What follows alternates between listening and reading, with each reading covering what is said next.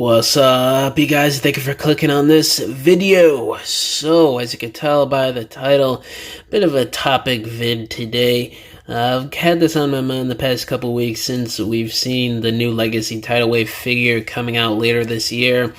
And I've seen other people's comments online, giving their own opinions, making their own videos about it, so I just figured I'd make a separate video detailing my own thoughts of this piece and making it, sort of a safe space for anybody else who wants to voice their opinions on this tidal wave figure, whether it's a good opinion on the figure or a negative opinion on this figure. So this is the perfect Titan class choice for this year that they could have done.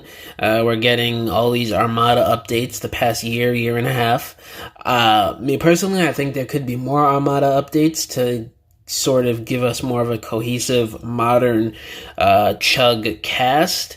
But I guess we'll just take what we can get. I mean, this year, we're really not getting too many for whatever reason. It's Tidal Wave, Galvatron, and I think some other repaint or two that I can't remember off the top of my head. From what we know, there's no other characters. Red Alert, Demolisher, Cyclonus, Scavenger, Thrust, none of those characters. Hoist, so I don't know why. Well, I do know why. It's because they want to, stretch things out, make sales last, all that stuff. Keep collectors on the tip of their toes so they buy more products from Hasbro, all that stuff, marketing tactics, all that. But, man, it's just weird in terms of that aspect, but the figure itself, they raised the price of Titan class a couple years back from I think it was like $160, $170 to $200, and I think what was that, 2022 or 2021, and that it is what it is. They've taken things out of Titan class, such as lights and sounds features and the minifigures that we used to get with these ones, and we seemingly don't get minifigures anymore with the newer Titan classes, which was one of the reasons why the new Metroplex Titan class kind of sat at a lot of retailers. It's because, his transformation is super simple. All of his modes, there's really nothing to it. The weapons he came with, there was really nothing much to those, so it really wasn't a whole lot of engineering on that part. And the fact that he didn't come with his Minicon drill bit partner made absolutely no sense. In the grand scheme of things, a $200 figure with simplistic transformation and features, you would think they would have just, thrown in drill bit. But we've gotten comments about that the past couple years from the Hasbro reps and designers themselves, saying there wasn't enough room in the budget, which, hey, it is what it is. They're doing what they can with the job that they were given. It's not their fault, but the people in charge of them, I don't know what budgets they be given these days to Titan class and whatever other Transformer size classes, but that makes absolutely no freaking sense, and it's obvious that they're cutting corners. And I'm going to just say right now, the Tidal Wave figure looks amazing. I'm more than likely going to be getting it because a couple reasons. A, it's freaking Tidal Wave. B, we haven't gotten a new Tidal Wave figure in literal decades, and we probably won't be getting a new Tidal Wave, like a full-on new mold like this figure, in probably another 20 years, I'd assume, 10, 20 years. So, this is like, I don't want to say a once-in-a-lifetime opportunity, but it's pretty damn close to that, getting a Titan-class Tidal Wave in the modern-day Generations line. Come on.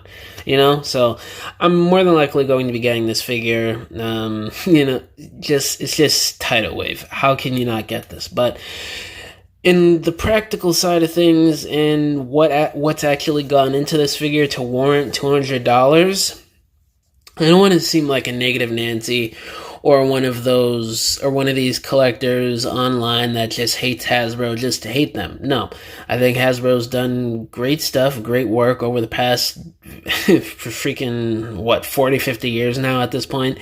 But this figure, there's some odd things. going on here in terms of him being a Titan class and the budgeting. People were saying, and I said this at first too when we didn't really know the height, we thought he was going to be one of the shortest or the shortest Titan made. But that's not the case. He's a little short, but he's not the shortest. He's about the same size as the Arc and the Nemesis, so at least he's got the size still of a Titan class. But when you look at the features and what he does, I don't know, it feels a little barren. I don't know if it's just me, or I just gotta see a review of this guy, or more images, or I myself have to get him in hand. When you look at the pictures, you read out all the features, you look at all the features he has, you're like, man, this is a little much for a mass-produced $200 figure from a billion-dollar corporation. I don't know, man. And then not even factoring in tax, and if you're paying for shipping, whatever shipping's that going to be, $5, $10, $15, $20, $30, depending on where you go and the size of the package and whatnot. So you're paying, in some instances, with the tax and shipping included, you're paying like $250 almost, or maybe even over $250. And if you're in Canada, you're paying like close to $400 if you're ordering online. So yeah, it's very pricey nowadays with Titan class. And when you look at this guy, I don't know if it warrants all that. I think what Hasbro is doing right here is they're solely going off of the name. It's freaking Tidal Wave. I've said this multiple times, but people are literally going to be buying this guy because he's Tidal Wave, and because he's such a, I don't want to say infamous. There's like this aura around Tidal Wave within the Transformers community, especially if you're like a Gen Z or millennial 2000s kid that grew up in that era. You understand what it is with Tidal Wave that makes people go crazy for him. I know not everybody's a huge Tidal Wave fan, but a lot of people are. And I really feel like Hasbro is capitalizing just off the sheer hype, in fact, of the matter that this is freaking Tidal Wave. I'm gonna say, I don't know how many times I'm gonna say freaking Tidal Wave in the video, but it's Tidal Wave, guys. And I think Hasbro is going off of that a little bit, and I think that's really gonna help sell things, is what I mean to say. And I don't know how else to put it in words, but it feels like Hasbro is holding Tidal Wave as a crutch to sort of leave things out that you would normally get with a Titan class, if that makes sense to you guys listening or watching. I don't know. It might just be the fact that I haven't seen reviews on him or more images detailing the features of him, or I haven't gotten him in hand yet, or what. But I'm looking at these images, the combined mode with Megatron, him separating into the 3 different vehicle modes. That's awesome. That's dope. That's what Tidal Wave is supposed to do, and I'm really glad that Hasbro included it. And to be honest with you, they have no choice but to include that when you're dealing with a $200 figure. But he has no minicon with him. He has no, I don't know how else to put it. I don't want to say extra features, but there's just nothing else with him that sort of has that staying power, the play power, the options in terms of if you're a toy photographer like me and whoever else is watching, or if you do stop motions like me or anybody else out there. It kind of leaves a bit to be desired in the featured department. But, he still has to have the 3 modes, the combined mode with Megatron, which that is, they did, you could tell. They brainstormed, they worked really hard trying to figure out a good, cohesive way to do the combined mode that wouldn't make the parts way too heavy for Megatron.